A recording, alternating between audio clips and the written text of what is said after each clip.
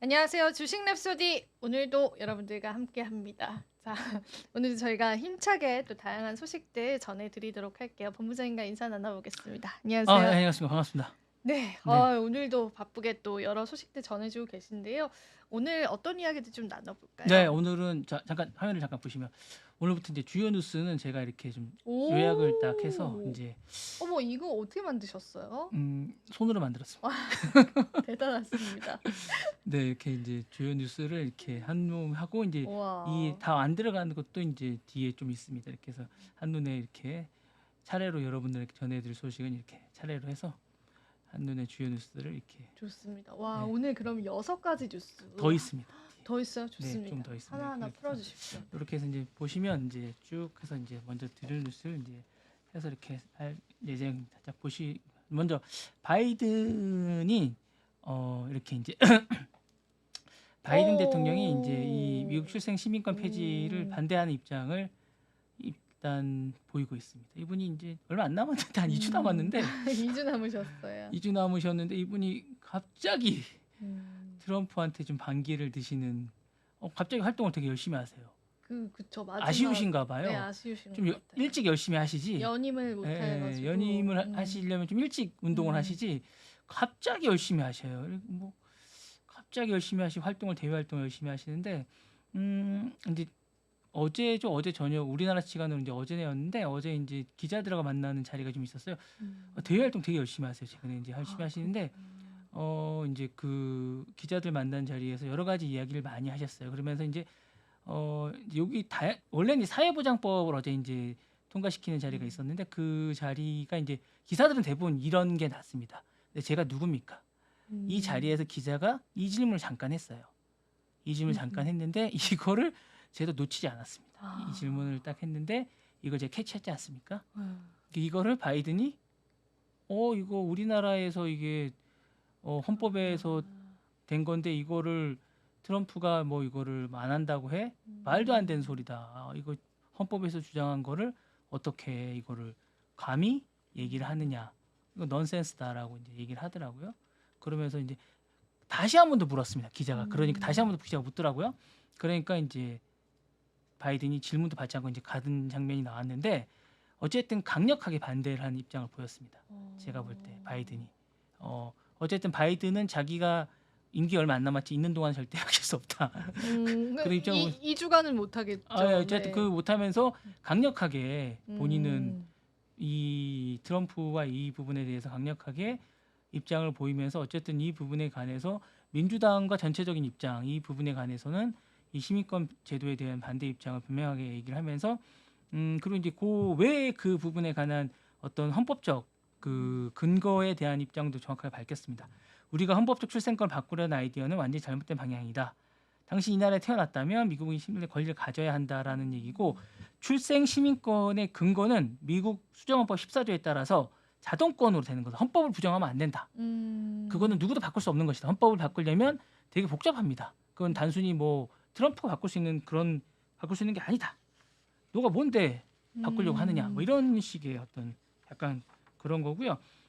이게 사실 논란이 됐기는 쉽지 않을 것이다라고 얘기를 합니다. 그래서 어쨌든 이런 거고 사실 근데 이제 트럼프는 당선인이 사실은 계속 불법 이민을 주장한다고 해서 사실 여러 차례 바꾸려고 해서 지지를 받아왔던 건 사실입니다. 그리고 이거는 우리나라도 사실은 이제 그 시민권을 하기 위해서 이제 원형 출산이 계속 논란이 있죠? 되지 않습니까? 네, 맞아요. 그리고 이제 주변에도 많은 그런 분들이 있을 거라고 생각이 듭니다. 그리고 이제 이 부분에 때문에 이제 많이 문제가 됐고 또 이제 사회적 이슈도 됐던 부분이라 이제 하고 나면 이제 하겠다라고 이제 트럼프는 공공연하게 얘기를 했었고 많이 얘기를 했었는데 이 부분에서 바이든은 분명하게 하지 않겠다.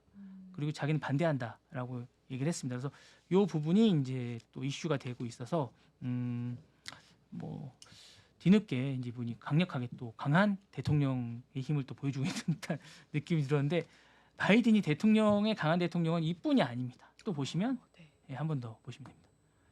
일본 제철에 US 스틸을 인수하는 부분이 거의 막바지였는데 이걸 틀었어요. 왜요? 이게 이제 뭐 틱톡이나 이런 부분과 마찬가지인데 이게 이제 US 스틸이 사실은 미국인 소유하고 인텔하고 비슷한 느낌입니다. 그러니까 이제 미국의 자존심이라는 거죠.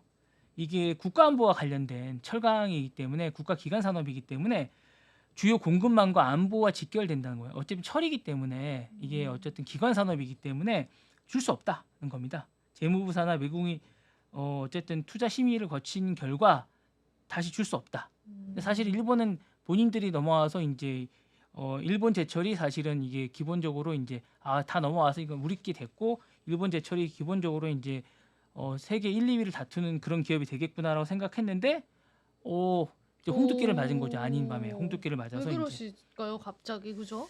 이제 갑자기 이제 갑자기 왜 그러시죠? 대통령 놀이를 하시려고 하시는 듯한 느낌이 들었습니다. 그래서 이제 그러니까 이제 일본이 이제 소송을 하겠다. 그렇죠. 소송을 해야. 예, 근데 이제 뭐 이미 배는 떠났습니다. 예, 그래서 일단 뭐 이렇게 되면 사실 위약금을 물어야 된다. 8,300억 정도의 위약금을 물게 될 가능성이 있는데 그런 거 개의치 않았습니다. 이분. 갑자기 트럼프가 되신 것 같습니다. 이분이. 그러게요. 네. 마지막 네. 마지막 2주 남겨두시고 그죠? 네. 사실은 이게 그동안에 대통령 명령으로 저지된 첫 사례입니다. 일본이 미국 매수를 하면 그동안 뭐 콜롬비아도 많이 있었어요. 미국에 이제 팔린 기업들이 미국 기업이 일본에 팔린 근데 한 번도 미국 대통령이 이걸 저지한 적이 없는데 처음으로 대통령 명령으로 저지한 사례거든요. 그래서 어쨌든 한 8,300억 달러 원이라는 큰 금액으로 이제 저지가 되는데 그럼 개의치 않는답니다. 예. 네. 그리고 오른쪽에 보시면 훈장도 이제 주십니다. 자신들에게 이제 자신에게 도움을 줬던 분들에게 갑자기 공로를 막 치하하는 훈장을 주십니다. 네. 떠나시기 전에 네. 이제 농공 행상을 하시는 겁니다. 힐러리 클린턴 국무장관에게 훈장 주시고 자신에게 이제 그 후원금 많이 줬던 조지 소로스라고 혹시 아시는지 모르겠는데 그분에게도 훈장 주시고요. 그다음에 농구 스타 매직 존슨은 이제 그 선거운동 많이 했다고 훈장 주셨습니다. 예, 그리고 이제 돌아가셨죠. 고 로버트 케네디 전 법무장관도 이제 훈장 추서했고요. 그리고 이제 오바마 행정부 마지막 국방장관이었습니다. 애슈턴 카터에게도 훈장을 줬습니다. 그래서 훈장 주고 너무 좋아하시죠. 여기 오른쪽 보시면 저기 좋아하시네. 네, 늙질 않으세요. 힐러리 클린턴은. 그러니까요. 네, 예, 잘 안 늙고 이제 잘해서 훈장 줬습니다. 이렇게. 그 마지막에 이제 할 수 있는 건 다 하고 계십니다. 그리고 얼마 전에 사면도 막 시켜주고 막 그랬습니다. 네, 이렇게 하고 막 하실 수 있는 거 다 하고 계십니다. 네, 대통령 놀이 마지막에 많이 하고 계십니다. 네. 이제 평생의 마지막이 될 수도 있으니까요, 그죠? 평생의 마지막이 될 수 있는 게 아니라 마지막이 아닐까요? 네, 나이가 그죠, 있으셔서 그죠. 나이가 네. 있으시니까. 네, 힘들 것 같습니다. 네, 다음 소식 잠깐 볼까요? 자, 금값 지난해 48% 비트코인하고 이제 경쟁하면서 금값이 이제 했는데 올해도 이제 분명히 뛸 것 같습니다. 금값은 제가 볼 때 비트코인 아니면 제가 볼 때 골드를 사놓으시는 게 좋을 것 같은데 우상향입니다. 제가 볼 때 분명 우상향일 것 같은데 올해 얼마 정도 뛸까라고 얘기했는데 한국 거래소에 따르면 이제 기본적으로 계속 뛰고 있는 상황입니다. 그래서 많은 안전자산이 사실은 이제 전체적으로 국가 경기나 이런 것들이 이제 불안정하다 보니까 안전자산으로 이제 많이 하게 되고 있고 지금 뭐 되게 많이 뛰고 있는 것 같습니다. 뭐 이제 제가 이제 저희 아들이 이제 대학생인데 기본적으로 이제 돌잔치를 할 때 생각해 보면 되게 쌌던 것 같아요. 금이 얼마였어요, 한돈에? 8만 원인가 5만 원. 5만 원이었던 지금 것 40만 원 그러니까 넘을 텐데요. 금테크를 했어야 됐네요. 예, 그때 이제 돌반지 받아놓고 지금 가지고 있었으면 팔았어. 엄청나게 많이 뛴 거죠, 사실은. 네. 네. 파셨어. 네. 예. 팔진 않았습니다. 네. 그래요? 그러면 지금이라도 네. 예. 아무튼 네. 네, 어쨌든 네.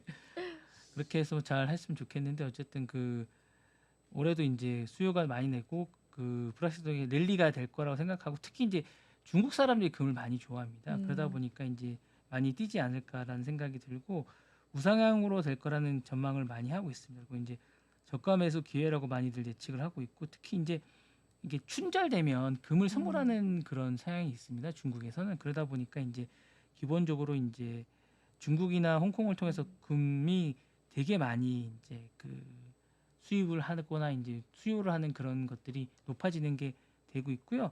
10월 대비해서 이제 금이 되게 중국 쪽에서 많이 수요가 있습니다. 그러다 보니까 10월에는 전년 대비해서 2배나 높아졌다고 합니다. 그래서 전반적으로 많이 되게 하고 있고 전쟁 같은 게 일어나면 또 이제 금 수요가 많이 높아집니다. 그쵸. 그러니까 우크라이나 러시아 전쟁이 되면서 금값이 많이 올라가고 있다고 합니다. 그리고 이제 그런 부분들이 많이 되고 있고 일단은 제가 볼 때 우리나라는 주식 시장이 이제 이게 좀 침체가 되다 보니까 상대적으로 암호화폐나 이런 그 미국 주식이나 금 이런 것들이 상대적으로 제가 볼 때는 되게 더 더 네.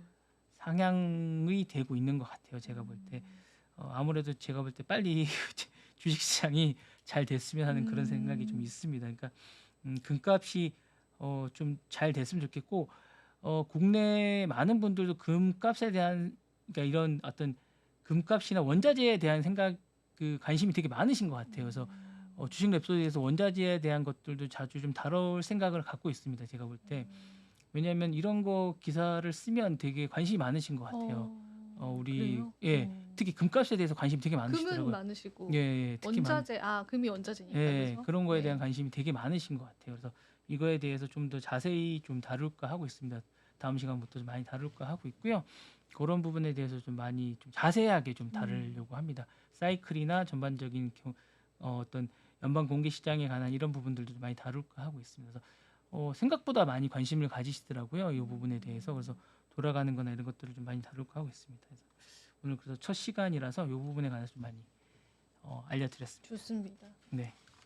또 원자재를 다루는 곳은 많이 없어서 네네네. 체크해 주시면 좋을 것 같아요. 예, 좀 기본적인 천연 것, 가격 유가 네네네. 이런 것도 좀 궁금하긴 네, 하거든요. 그래서 지수나 이런 것들을 좀 다뤄볼까 하고 있습니다. 왜냐하면 주식시장이 기본적으로 좀 불안정하고 좀 이렇게 안정적이지 않다 보니까 이런 것들에 관심을 갖는 분들이 좀 있으신 것 같아요. 투자나 이런 것들로. 그래서 이런 부분에 대해서 좀 관심을 가지고 이런 부분의 기사가 나오면 좀 뭐 유튜브나 이런 것들이 나오면 좀 많이들 보시더라고요. 그래서 그런 부분도 좀 보시고 관심을 갖는 분들이 좀 있으셔서 그런 부분에 같이 좀 보시는 게 좋을 것 같아서 한번 같이 보시자고 제가 가져와봤습니다. 좋습니다. 자, 다음 소식 한번 보시죠. 예, 요거 BYD가 이제 한국에 16일 날 저희가 이제 미디어 데이를 갔습니다.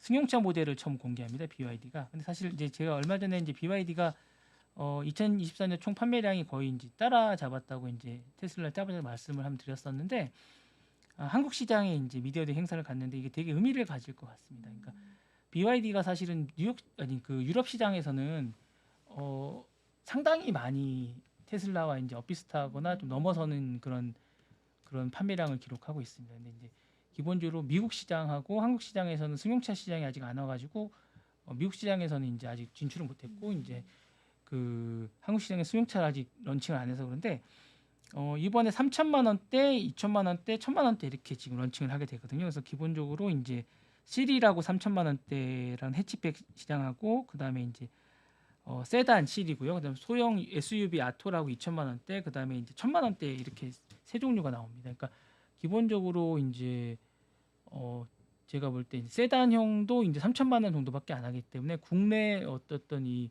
기본적인 내연기관차하고 크게 차이가 나지 않습니다. 그래서 저는 기본적으로 AS만 만족할 만한 수준이 되고 이제 기본적으로 이제 소모품 같은 것들이 제대로 공급만 된다면 저는 괜찮은 소비가 될 것 같고 그래서 그런지 이제 올해 이제 상당 부분 괜찮은 목표를 갖고 있어요. BYD가 국내 시장에서. 그러다 보면 테슬라를 추월하지 않을까라는 생각도 갖고 있습니다. 그래서 10,000대 이상을 팔겠다는 생각을 갖고 있어요. 물론 테슬라는 그보다 더 많이 팔겠다는 생각을 갖고 있지만 저는 중국 차에 대한 어떤 그런 약간 편견이 없나요? 예, 편견 같은 게 있을 수 있는데 이 정도 가격대면 괜찮다. 충분히 불날까봐. 근데 불나는 건 네. 저는 괜찮나요? BYD가 불나는 건 본 적이 별로 없어가지고 그 사례가 없군요. 네 제가 모르겠어요. 사례가 있을 수도 있는데 그렇죠. 예 아직은 제가 본 적이 없어서 네 유튜브에서 아직 본 적이 없어가지고 네 테슬라는 계속 기사가 나오는데 맞아요. BYD는 기사가 난 적이 별로 없는 것 같아요. 그래서 전기차는 계속 기본적으로 전기차는 그런 위험을 갖고 있긴 합니다. 어쨌든 뭐 그런 게 있긴 한데 어쨌든 전기차를 기본적으로 선호하시는 분들은 좋아하지 않을까. 그리고 이제 1,000만 원대 이렇게 뭐 가까운 거리를 가거나 이제 이런 선호하는 그 주부들이나 이런 분들에게 아니면 출퇴근 가까운 뭐 대학생들이나 이런 분들에게는 배달을 하거나 이런 분들에게는 나쁘지 않은 그런 선택이지 않을까라는 생각이 좀 들어서 저는 어떨까 하는 생각이 좀 듭니다. 그래서 저도 이때 16일 날 나오면 여러분들에게 공개되면 한번 선보여 드릴까 하는 생각도 좀 갖고 있습니다. 그래서 요걸 가지고 어떤 결과가 나올지 좀 궁금해서 한번 선보여 드려 봤습니다. 네. 재밌을 것 같아요. 그러게요. 어떤 결과가 나올지 궁금해요. 네네네. 그런 생각이 좀 있습니다. 네, 다음 소식 좀 보내드리겠습니다. 자, 일론 머스크가 아이고, 재밌는 분 같아요. 아이고. 예, 이게 독일하고 영국의 정치에 노골적으로 이제 개입하고 내섰습니다. 그래서 내정 간섭이 그러니까 2기에 이제 영향력을 행사하고 있는데 기본적으로 이제 유럽 정치에도 내정 간섭을 이제 X에서 하고 있는데 사실 신경 안 쓰면 되거든요. 근데 이제 원체 이분 자체가 이제 기본적으로 셀럽이다 보니까 뭘 하나 글을 쓰면 반응을 해요. 누구나. 그래서 이제 3일 날 머스크가 영국 찰스 국왕이 의회를 해산하고 조기 총선을 동해 뭐 해야 된다는 주장을 자신의 이제 미디어 X에다가 공유하면서 동조를 표명했습니다. 그러다 보니까 이제 이런 부분에 대해서 이제 그렇게 하고 그다음에 키어 스타머 총리가 과거 이제 성착취 사건을 은폐한 인물로 비난하면서 사퇴를 요구하기도 했고 거기에 대해서 이제 토미 총수 석방도 촉구하기도 했고 그다음에 독일에서는 더욱 적극적인 행보도 보였습니다. 극우 정당인 독일을 위한 대안을 위해 공개를 적극적으로 지지하면서 뭐 후보와 토크쇼를 얘기하기도 했고 머스크는 또 이제 독일을 구할 수 있다면서 극단적인 발언을 하기도 했습니다. 그러니까 이렇게 막 뭐 남의 나라의 정치에 대해서 막 극단적인 발언을 해가면서 이제 극단적인 얘기를 막 하는데 이제 이렇게 하자 프랑스나 이탈리아는 머스크를 초청하면서 이제 칭찬을 아끼지 않는 반면에 다른 나라들은 또 비난을 하고 있고 막 이러거든요. 그러니까 이제 이런 거에 대해서 이제 과연 옳은 것인가라는 이제 얘기를 하고 있는데 저는 왜 이럴까 생각도 좀 들거든요. 기본적으로 그러니까요. 너무 내정 간섭을 하는 게 네, 아닌가. 너무나 그 비선실세다라고 네, 하니까 네, 네, 다들 네. 남의 나라에 뭐 조기 충선을 하라 마라 이런 음. 얘기까지 하는 건 좀 아니지 않나. 음, 예, 좀 그런 것 같습니다. 이렇게 너무 영향력이 있다 보니까 네. 그냥 무시하면 되는데 또 그게 무시가 안 되니까 그죠? 원체 영향력이 있고 네, 이제 맞아요. 팔로워도 많고 그러다 음. 보니까 그리고 이제 인기가 있다 보니까 이렇게 되는데 그러다 보니까 이제 얘기가 계속 나오고 있습니다. 네, 그래서 이제 좋습니다. 예. 네. 참 주말 되니까 얘기가 많네요. 그러니까 예. 좋네요. 많이 해주세요. 예, 네. 중국 시장에서 이제 애플이 조금 흔들리고 있습니다. 예, 이제 중국이 원래 인기가 있는데 한 20% 정도 시장 점유율을 갖고 있습니다. 애플이. 근데 기본적으로 이제 애플이 중국에서 인기가 있었는데 화웨이나 그다음 비보라고 있습니다. 비보도 있고 화웨이도 있고 이제 샤오미도 있는데 점유율을 많이 했는데 많이 떨어진 상태예요. 원래 삼성전자도 많이 있었는데 삼성전자 많이 떨어졌고요. 기본적으로 이제 이런 화웨이나 이제 비보나 이제 샤오미 같은 것들이 많이 따라와서 이 부분이 많이 급감했습니다. 그러다 보니까 이제 애플 주가가 지난주에 기본적으로 이제 테슬라나 나머지 매그니피션트 세븐들이 많이 상승했는데 이런 것들이 발표되다 보니까 애플만 떨어졌습니다. 그리고 이제 4억 달러 시총을 넘어섰는데 과연 이제 이게 화웨이가 아니 애플이 넘어설 수 있을까라는 그런 의구점도 들고 있다 보니까 이제 이런 게 있다 보니까 애플이 안 하기로 유명한 게 할인인데 할인하나요? 할인을 하기 시작했습니다. 할인하나요? 이달 정말로요? 4일부터 어머. 7일까지 500위안 어머. 10만 원 할인하기 시작했어요. 어머. 네, 애플 할인. 대박인데요. 중국 가서 애플 할인? 사시면 10만 원 할인하고. 어머. 네네네. 애플 측에서 하는 거죠? 네네네네. 어머. 예, 예, 할인합니다 할인. 네, 애플 할인합니다. 가서 사십시오. 와, 힘든 게 한가 봅니다. 네네. 애플 할인합니다. 네. 애플 할인하고요. 중국에 조금 쌉니다. 그리고 애플 사시면 조금 싸고요. 기본적으로 이제 괜찮습니다. 중국 애플 좋아하거든요. 근데 좋아함에도 불구하고 원체 이제 그 중국 시장이 이제 통신료가 싸거든요. 나라가 이제 넓다 보니까 이게 잘 돼 있습니다. 이 망들이 잘 돼 있고 통신료가 싸고 그다음에 이제 이 선불폰 제도가 되게 잘 돼 있습니다. 네, 선불폰 제도가 돼 있고 위성 TV가 되게 발달돼 있습니다. 예. 기본적으로 우리나라보다 이제 위성 TV 같은 그런 게 건 또 발전이 잘 예, 돼 되게 잘 있네요. 돼 있고 그런 게 음. 잘 돼 있다 보니까 데이터가 기본적으로 되게 잘 돼 있는 나라다 보니까 이게 스마트폰이 되게 중요한 나라입니다. 이 나라가. 예, 그러다 보니까 화웨이나 이런 것들이 되게 잘 돼 있고 그런 것들이 되게 발달돼 있는 나라인데 그래서 애플이 사실은 되게 잘해야 됩니다.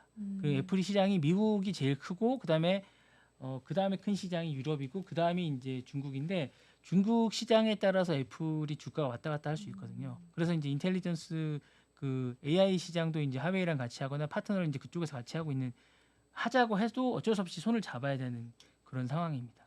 그런 부분이 있기 때문에 같이 가야 되는 부분도 좀 있습니다. 기본적으로 그런 부분도 좀 있어서 같이 가야 될 것 같은 생각도 좀 있는데 어쨌든 흔들리는데 이 부분을 이제 어떻게 해야 될지에 대해서 이제 고민이 좀 많은 것 같습니다. 예. 다음은 좀 가벼운 소식을 좀 네. 전해드릴까 합니다. 네, 야, 요게 이제 좀 재밌는 소식인데요. 저도 이거 헤드라인만 보고 궁금했어요. 매년 일본은 새해 첫 해부터 이제 일본 맛있겠다. 도쿄 도요스시 시장에서 이제 네. 참치 경매를 합니다. 음. 참치 경매를 하는데요. 이제 참치 경매를 하면 제일 좋은 다랑어를 경매를 해요. 그래서 제일 무겁고 제일 좋은 다랑어 올해는 276kg에 이제 아오모리현 오마산 참다랑어라고 되게 유명한 참다랑어가 있습니다. 그게 이제 2억 700만 엔, 우리나라 돈 19억 4천만 원에 낙찰이 됐습니다. 예, 이게 이제 경매가로는 두 번째로 높은 가격입니다. 그러니까 최고가는 2019년에 기록한 3억 3,060만 엔, 31억 2천만 원이 되었었고요. 요게 이제 스시집에 팔리거든요. 도매상으로 유명한 이제 도쿄 가시면 야마유키와의 긴자 오노데 되게 비싼 집입니다. 가시면 뭐 되게 비싸거든요. 이거 가시면 되게 비싸. 들어갔다가 잘못하다가 이제 여러분들 큰일 나시는데 어쨌든 요 집에 가시면 이제 5년 연속 최고차의 참치 낙찰 받고 이러면 하는데 1kg당 75만 원, 700만 원 정도에 이제 팔리는데 이게 초밥 한 개당 환산을 하면 28만 원 정도에 하는데 근데 이제 스시집에는 이렇게 팔지 않고요. 두 개 세트로 이제 1,160엔, 우리나라 돈 만 원 정도에 팝니다. 이제 기분에 따라 이제 요게 고객들이 부담 없이 하게끔 이렇게 해서 팔고 있습니다. 그래서 홍보 때문에 이렇게 팔고 있거든요. 이렇게 해서 가서 드실 수 있습니다.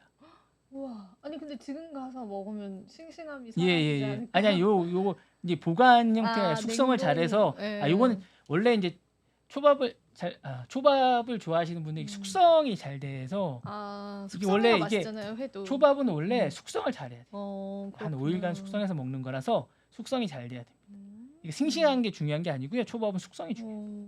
네. 참치도 마찬가지겠네요. 예, 초밥은 숙성입니다. 예, 맛있겠습니다. 예, 맛있습니다. 네.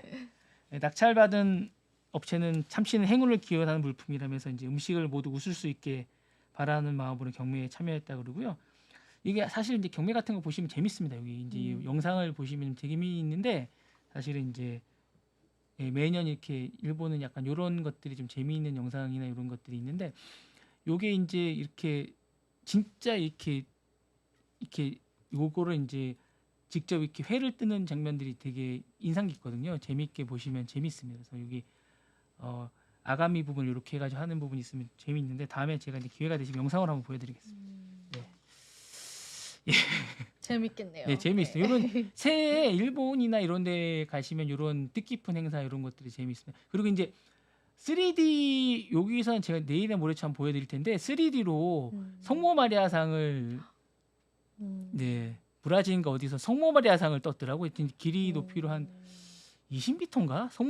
그런 것도 하더라고요. 요새 3D로 성모 마리아상을 떴더라고요. 야, 요즘 신기하더라고. 새해 그걸 해가지고 이제 기념으로 올린 게 있더라고요. 야, 요즘에 세계가 참 다양해지는 것 같습니다. 네, 그거 한번 공개해서 제가 한번 보여드리겠습니다. 네. 다음은 116세 일본 최고령 할머니가 돌아가셨습니다. 예. NHK 보도에 따르면 이제 이토오카 도미코 씨라고 12월 29일 날 노안으로 이제 이게 뒤늦게 이제 제가 밝혀져서 이제 하는데 1908년생이고 5월 29일상 오사카에 태어나신 분이요. 고인은 이제 생애 대부분을 여기서 보내시면서 고령자 시설에서 요 분이십니다. 그래서 이제 요기 116이라고 풍선이 보이시죠? 이분이시고요. 지난해 8월 이제 스페인에 해서 이제 고령자로 등록이 됐다고 하십니다. 건강을 유지하고 희망과 영감을 주었다고 해서 요분이 이제 돌아가셔서 이제 제가 이렇게 영상이 이제 와셔서 이제 제가 이제 이렇게 해서 제가 이제 자료를 가져왔습니다. 예. 그냥 자연사 하시는 네, 거죠? 그때 이제 뭐 비법은 이제 긍정적으로 이제 생각하시고 이렇게 하셔. 네, 소식하시고 운동하시고 자주 걸으시고 이렇게 하시면서 지내셨다고 합니다. 어떠세요? 오래 살고 싶으세요? 아니면 저는 건강하게 살고 싶습니다. 그러니까 건강하게 오래 살고 싶은 거지, 그죠? 막 아프게 오래 살고 싶진 누구나 다 대부분은 원하지 뭐 않겠죠? 그러신 것 같은데요. 네, 네, 네. 맞아요. 네. 제가 준비한 소식은 여기까지입니다. 네. 네, 좋습니다. 오늘도 다양한 소식들 전해주셨고요. 저희가 또 마침 지금 거의 10만 달러 선 목전에 있어서 비트코인이 지금 계속 가격을 저는 보고 있었는데 저도 그러면은 같이 코인 이야기 좀 나눠보도록 할게요. 가격 보시면 아시겠지만 99,200달러까지 올라왔거든요. 그래서 이제 트럼프 취임 앞두고 이제 또 기대감들이 좀 반영이 된 것 같아요. 그래서 보시면은 다시금 10만 돌파를 목전에 두고 있는 시점이어서 가격 흐름은 계속 봐야 될 것 같고, 그리고 이제 왜 올랐냐 이렇게들 물어보시는데 이따가 제가 온체인 지표도 몇 가지 보여드릴 거예요. 그래서 그거 같이 저랑 보시면 될 것 같고, 마이크 조금 가까이서 할게요.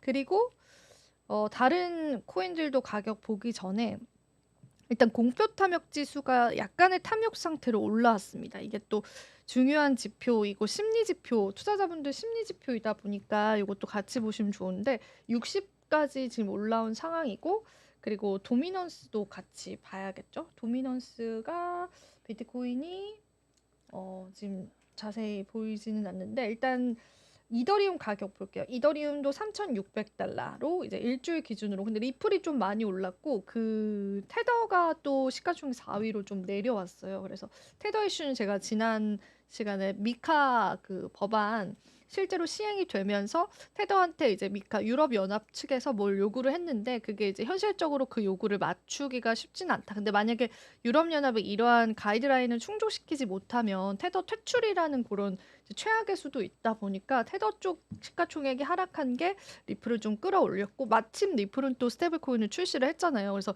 여러 가지 이슈가 좀 맞물리면서 리플 코인이 15% 좀 상승을 해서 지금 2.4달러 선 나타내고 있습니다.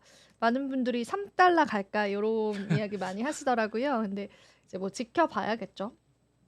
그래서 계속 보시면 좋을 것 같고, 그리고 이제 도지코인도 지금은 좀 조정이 나와줬고, 에이다 코인이 좀 많이 올랐어요. 아발란체 이런 코인들이 수익 코인이, 그리고 시가총액이 제가 코인마켓캡 기준으로 12까지 올라왔거든요. 근데 이제 수익 같은 경우에는 이렇게까지 높은 시총은 아니었는데 최근에 이제 계속 올라주면서 큰 시가총액까지 올라왔다. 그거까지도 여러분들이 확인해 보시면 좋을 것 같고, 전반적인 시장의 마켓캡 전 요거를 좀 많이 봐요. 그러니까 얼마나 올랐는지. 그래서 요게 이제 지금 0.5% 가량 올랐다라고 보시면 될 것 같고, 여기 도미넌스 있네요. 비트코인 도미넌스가 55.8로 다시금 조금의 오름세를 보여주고 있고, 이더리움은 12.5라는 그런 도미넌스를 현재 나타내고 있습니다.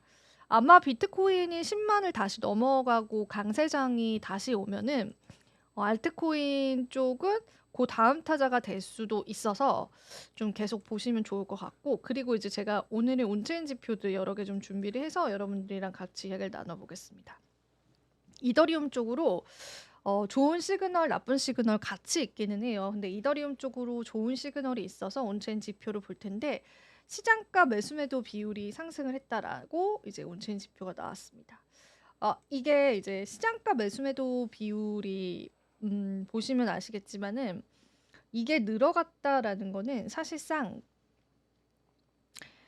시장가에서 사는 거예요. 그러니까 그게 어떻게 보면은 탐욕의 약간 차트적으로 정점에 있는 거거든요. 그러니까 내가 이거 얼마 오면 살게, 얼마 내려가면 살게가 아니라 그냥 지금 살 수 있는 가격에 살게라는 거예요. 시장가는. 근데 이 시장가에 관한 비율이 최근에 굉장히 급격하게 올라왔다라고 합니다. 그래서 요 시장가 보시면은 최근에 지표 보시면 굉장히 크게 올라왔죠. 그래서 요 부분 때문에 이제 크립토컨트의 분석가는 이더리움 쪽으로의 강세가 조금 연출될 가능성이 있다라고 현재 보고 있어요. 그래서 이 시장가에 관한 매수매도 비율은 또 우리가 이전 차트를 분석을 해보시면은 그런 거 이렇게 올라갔을 때 이더리움 가격도 고점 부근을 나타내고 그랬거든요. 그래서 요 시장가 매수매도 비율은 좀 계속 여러분들 수시로 보시면 좋을 것 같고 일단 지금은 굉장히 최근에 바닥 구간에서 굉장히 크게 올라왔기 때문에 이더리움을 또 원하는 시장가에서 사려고 하는 그런 투자자분들이 좀 많다라고 보시면 되고 그리고 이제 비트코인 쪽으로는 단기 보유자의 수익성이 좀 하락을 했다라고 합니다. 그래서 요게 이제 어떤 거냐면 지금 요게 단기 보유자 분들인데 이건 비트코인 가격이겠죠? 이쪽에 관한 수익성들이 좀 줄어들었다라는 거는 단기 최근에 들어온 투자자분들의 일부는 손실 상태이신 분들도 있다라는 거예요. 그러니까 예전에 사실 우리가 2024년도 중반에만 들어왔어도 아마 수익률이 굉장히 높을 거예요. 조정을 받았음에도. 근데 이제 지금은 그때 불장에 막 들어오신 분도 있잖아요. 최근에 10만 넘고 했을 때. 그래서 일부의 이제 투자자분들은 현재는 이제 통계상으로는 수익이 이렇게 굉장히 이제 적거나 혹은 보합이거나 혹은 이제 손실 중인 상태가 있다라는 거라서 요 부분에 따라서 시장에 이제 단기 하락은 있을 수 있다. 그런 것들도 같이 좀 체크를 해드리도록 하고요. 그리고 이제 요거는 이제 블록스트릿에서 독점으로 이제 가지고 온 기사여서 팩트 체크는 해봐야 되겠는데 이제 어쨌든 데이터 자료를 주신 거라서 저는 일부 이제 팩트 체크가 됐다라고 생각이 되고 비트코인이 중국과 미국의 독점화 체제라는 그 중앙화 논란에 관해서 지금 시장에서 나왔습니다. 왜 그러냐면 비트코인의 해시율의 이제 90% 해시다라고 하는 건 채굴이잖아요. 채굴을 하면서 이제 채굴 난이도를 해시레이트라고 하는데 그 채굴을 하는 90% 이상이 중국과 미국이다라고 이야기를 했어요. 그래서 이런 데이터를 토대로 시장 안팎에서는 사실상 이제 비트코인의 유통은 중국과 미국 쪽에 관한 독점이다. 그러니까 이제 비트코인이 탈중앙화 코인이잖아요. 결과적으로 이 중앙 정부라든지 달러 패권을 피하기 위해서 나왔던 게 백서에도 나와 있는데 이제 그게 사실상 지금 현재 사태를 놓고 봤을 때는 전혀 적용되고 있지 않을 정도로 굉장히 중앙화된 어떤 이제 자산이다라는 거죠. 그래서 암호화폐 뉴스 이제 디마이너 매그가 공개한 6일 자료에 따르면은 미국 비트코인 채굴 기업들이 비트코인 해시율 전체 비트코인 해시율의 40%를 차지하고 있다라고 하고 이 미국의 해시율 증가를 이끈 기업이 파운드리 USA랑 마라톤 홀딩스라는 기업이거든요. 여기 보이시죠? 여기 파운드리 USA. 걔네가 이제 그쪽에서 굉장히 많은 비트코인이 채굴이 되고 있다라는 거예요. 그리고 두 기업의 해시율은 비중 전체가 약 40.8%이고 그리고 이제 중국도 사실 이전에는 해시율을 독점을 했었어요. 채굴을 중국에서 굉장히 많이 했었거든요. 근데 이제 중국 정부에서 채굴을 지금 금지를 해놨습니다. 근데 그럼에도 불구하고 여전히 해시율의 절반 이상을 차지하고 있는 것으로 지금 나타나 있다고 합니다. 중국 비트코인 채굴 기업들이 비트코인 해시율 차지 비율은 51.67%예요. 그래서 둘이 합치면 90%인 거예요. 그러면은 지금 현재 생성되고 있는 비트코인의 많은 유통을 이 두 국가가 결국에는 거의 독점을 하고 있다라는 거죠. 그래서 미국과 중국의 비트코인 채굴 업체들이 90%가 넘는 해시율을 차지하면서 두 국가가 사실상 비트코인을 독점하고 있다라는 부분들이 논란이 되고 있습니다. 그리고 이제 암호화폐 관계자들 역시도 작업 증명 알고리즘에 따라서 특정 개체가 51% 이상 해시율을 차지할 경우 비트코인 블록체인 내 거래를 무효화시킬 수 있대요. 이게 약간 기술적으로도 조금 위험한 부분들이 있나 봐요. 그래서 두 국가가 해시율 90%를 차지하고 있는 건 굉장히 아찔하다라고 표현을 하기도 했습니다. 그래서 실제 데이터 자료를 보시면은 여기 빨간색이 이제 중국 채굴 기업이고요. 여기 이제 국기 표시돼 있죠. 미국 국기. 이게 다 국기로 표시돼 있거든요.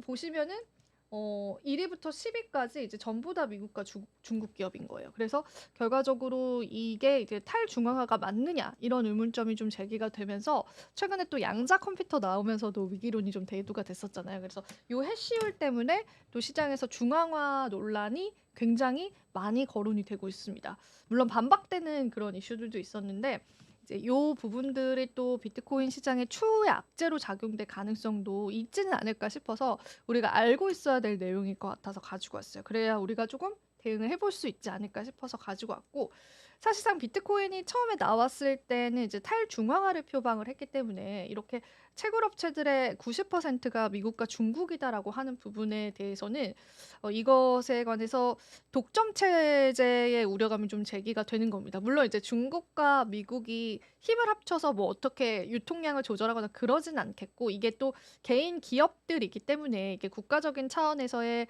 어떤 뭐 조치가 제한이 있긴 하겠지만, 그래도 이제 우리가 지금 비트코인이 새롭게 채굴되는 아직 몇 개가 남았잖아요. 그 채굴되는 양들의 그런 채굴 업체들이 미국과 중국 기업이 90%고 이제 10% 기업들이 이제 다른 나라 기업들이다라고 하는 부분들에서의 우려감들은 충분히 제기가 될 수 있다라고 보여져서요. 같이 한번 보시면 좋을 것 같고, 그리고 요거는 이제 이게 코인베이스 리서치 자료 중에 하나였는데 예전에도 이제 한번 소개를 해드린 적이 있는데, 이번 상원과 하원이에요. 상원과 하원에서 프로 크립토 멤버, 그러니까 이제 암호화폐 친화적인 멤버 그리고 안티 크립토 멤버가 어느 정도 비율이냐를 아주 그냥 가시적으로 눈에 보기 쉽게 나타낸 거거든요. 파란색이 여기 보시면 친크립토 의원들이 상원에도 너무 많고 친크립토 의원들이 하원에도 너무 많습니다. 그래서 이제 트럼프 정부 들어와서는 규제적인 부분들이 굉장히 암호화폐 친화적으로 바뀔 가능성이 크다, 그렇게 보고 있기 때문에 이번 상승을 조금 이끌었다라고 보시면 되겠습니다. 자, 그리고 마지막 소식이 될 텐데, 이제 권도영이 이제 미국으로 갔는데 무죄를 주장하고 있다고 합니다. 그래서 이게 사실 웃을 일은 아닌데 이제 무죄를 주장을 하고 있다라고 해서 이제 그 소식을 좀 전해드릴까 해서 가지고 왔고, 일단은 이제 미국 송환이 결정이 돼서 이제 미국으로 갔는데, 미국에서는 최대 형량이 140에서 150년 정도까지 나올 수 있다라고 보고 있고, 한국은 제가 알기로 정말 형량을 세게 때려도 한 40 정도, 40년, 50년 그 정도다라고 하는데, 또 항소를 막 하겠죠.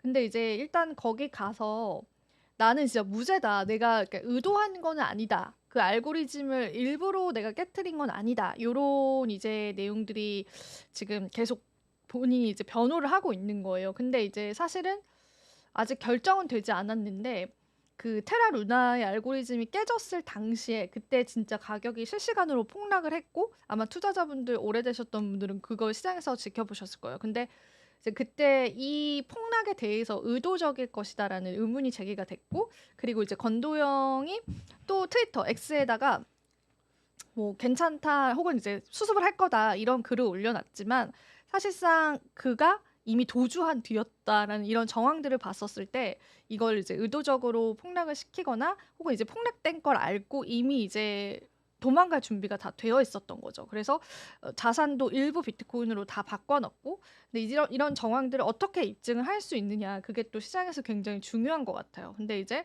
아무튼 본인은 지금 현재 무죄로 주장을 하고 있고, 이게 로이터 통신에서 이제 보도가 된 거거든요. 그래서 저희가 또 추가적인 내용들이 나오면은 같이 여러분들이랑 좀 이야기를 나눠보도록 하겠습니다. 그리고 이제 요거는 이제 마지막 소식인데, 올해 그럼 비트코인뿐만 아니라 알트코인을 왜 긍정적으로 보느냐, 이런 이유에 대해서는 최근에 이제 비트코인 현물 ETF, 알트코인 현물 ETF에 관한 신청이 쏟아졌다고 합니다. 근데 이제 이게 다 승인이 된 건 아닌데, 여기 보이시면은 10가지의 크립토 인덱스도 이제 신청이 되어 있고, 그리고 바네크에서 솔라나 트러스트도 신청이 되어 있고, 솔라나 굉장히 많이 신청돼 있죠. 솔라나가 한 3개 이상 신청이 되어 있고, 비트코인 앤 이더리움 ETF도 있습니다. 두 가지를 추종하는 그 상품들도 있고, 그리고 리플 이제 ETF도 지금 여기 신청이 많이 들어가 있어요. 리플 트러스트도 있고, 그리고 라이트코인, 지난번에 말씀드렸었던 라이트코인이 신청 들어와 있더라고요. 그래서 실제로 ETF 신청을 해놓은 상황이고, 그리고 이제 보면 여기 데드라인에서 요 데드라인까지 좀 SEC가 대답을 해줘야 되는 날이에요. 그래서 요 데드라인에 맞춰서 알트코인들이 또 승인 여부에 따라서 움직일 가능성이 있고, 실제로 비트코인이 승인이 되고 나서의 상승 탄력이 있었거든요. 사람들은 이제 이런 또 의문점을 제기했어요. 세론 아니냐, 이제 승인이 났기 때문에 기대감에 오른 거지 이제 끝이지 않냐. 그런데 실제로 승인이 나고 나서 이제 신고가 영역들을 갔었던 그런 전력이 있기 때문에 이 알트코인 승인 여부들도 여러분들 같이 한번 살펴보시면 좋을 것 같습니다. 그래서 요것도 올해 이제 이슈 중에 하나로 같이 눈여겨보시면 좋을 것 같아서 오늘 한번 가지고 와봤습니다. 자, 이렇게 해서 또 암호화폐 소식 전했고요. 본부장님 또 마지막으로 혹시 하실 말씀 있으실까요? 근데 그 비트코인이 중앙화가 된다는 거는 납득하기가 좀 힘듭니다. 아, 왜요? 그 사실은 암호화폐가 사실은 그 중앙화가 되지 않기 위해서 하는 거 아닌가요, 사실은? 맞아요, 맞아요, 네. 맞아요. 근데 근데 이게 그런 이제 그러니까 제기가 됐다는 거죠. 그렇다는 게 아니라 네. 이게 그 제기가 됐다는 거죠. 그렇게. 네. 유통을 이제 하는 쪽이 너무 이제 많이 갖고 있어서 그런가요, 걔네가? 채굴을 통해서 이제 비트코인을 얻고 그 네. 채굴된 비트코인을 이제 거래소에 가서 팔잖아요. 근데 그 채굴 기업들의 90%가 중국과 이제 미국 기업이기 때문에 네. 그거를 이제 유통을 뭐 너무 많이 갖고 있어서 그들이 이제 채굴을 하고 유통을 뭐 일부러 안 할 수도 있고 뭐 그런 여러 가지 부작용이 있지 않을까 싶은데 제가 생각해도 엄청 동의하진 않는 게 어쨌든 기업 일이잖아요. 국가가 아니라. 네, 그래서 그러니까요. 그거를 이제 국가가 어떻게 뭐 중국은 통제할 수 있겠죠, 당연히. 근데 그걸 얼마나 통제를 할 것이고 통제를 뭐 해서 그게 영향력이 기업들이 말을 들어줄까? 미국 같은 경우에는 특히 그래서 그런 부분들 뭐 작정하고 통제하면 통제할 수 근데 있겠지만 그 암호화폐 자체라는 게 음, 사실은 물론 그 양을 통제할 수는 있겠지만 그쵸. 그 양은 통제할 수 있겠죠. 네. 암호화폐가 갖는 그 탈중앙화와 그 어떤 그 성격 자체의 그 어떤 자유로움과 그런 평등성 이런 것들은 음, 사실은 제가 볼 때는 예, 그러니까 예, 말도 안 되는 소리다. 네. 그러니까 그거를 단순히 그 음, 양적인 것과 그런 걸로만 볼 건 아닌 것 같아. 그걸 음, 잘못 그 암호화폐 원래 성격을 잘못 판단한 거. 그걸 음, 단순히 그냥 우리가 지금 생각하는 화폐로만 생각해서 그런 것 같은데.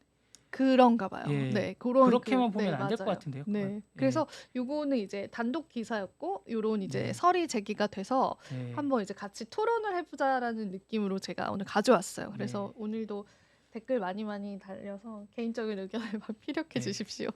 네, 좋습니다. 저희 랩소디 오늘은 여기서 인사드려 보겠습니다. 여러분 오늘도 시청해주신 여러분 네. 고맙습니다.